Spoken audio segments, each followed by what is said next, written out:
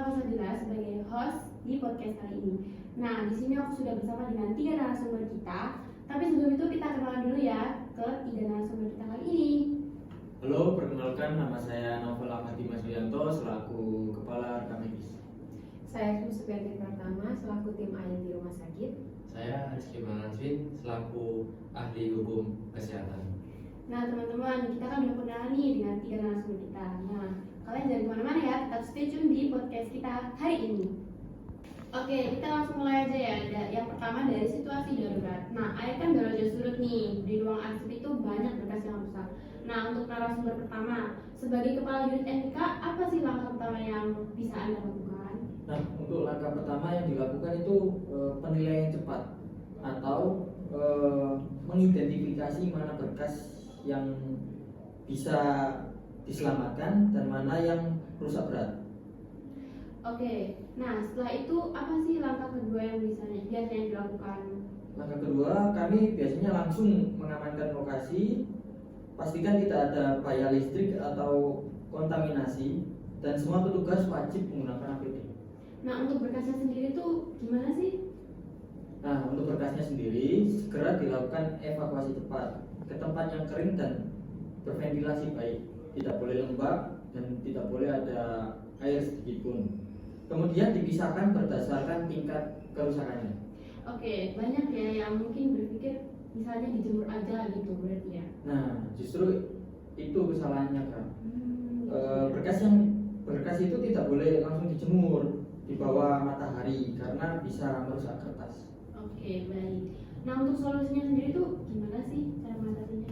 Nah, solusinya kalau kepepet banget, di situ cuma ada alat seadanya, kita gunakan kipas angin. Kemudian kalau ada dukungan alat lain, kita bisa yang lebih gede, yaitu dehumidifier atau kertas penyerap. Untuk berkas sangat basah bisa dilakukan pembekuan supaya tidak berjamur. Dan semua proses wajib didokumentasikan sebelumnya. Oke, terima kasih untuk narasumber pertama. Lalu kita lanjut ya teman-teman ke narasumber kedua. Nah, saya langsung lanjut ke narasumber kedua ya dari bidang IT nih. Apakah kejadian ini itu bisa langsung dicegah? Kalau dicegah tuh nggak bisa ya, tapi bisa diminimalisirkan. Intinya itu harus ada cloud computing. Oke, bisa dijelaskan lebih sederhananya nggak apa itu cloud computing gitu? Sederhananya itu dengan digitalisasi rekam medis ke sistem elektronik. Jadi rekam medis itu tidak bergantung dengan kertas, dengan lokasi yang ada di satu titik pusat itu aja. Oke, kalau untuk keunggulan utamanya sendiri itu apa sih?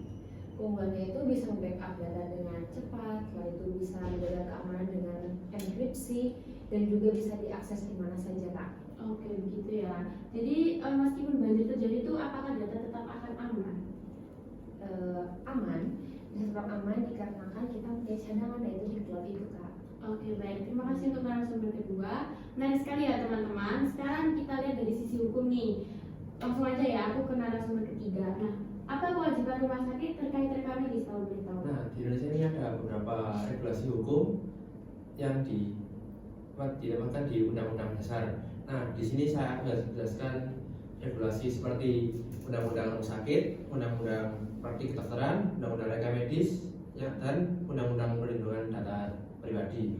Nah, untuk regulasi tersebut nih, apa yang ditekankan sih dari regulasi tersebut? Nah, rumah sakit itu wajib menjaga 3 kerahasiaan pasien. Yang pertama ada kerahasiaan, keamanan, dan integritas data pasien.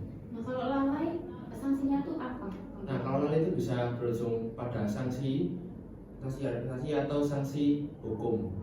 Oke, baik. Nah, jadi itu tadi teman-teman ya dari ketiga narasumber kita bahwa kita ini belajar ya kalau bencana itu memang tidak bisa dihindari, tetapi dampaknya bisa diminimalkan dengan kesiapan dan teknologi. Dari penyelamatan berkas hingga transformasi digital, semua adalah tanggung jawab kita bersama. Nah, terima kasih juga kepada tiga narasumber kita, dan terima kasih juga kepada teman-teman semua yang sudah menyaksikan podcast kali ini. Sampai berjumpa di podcast berikutnya.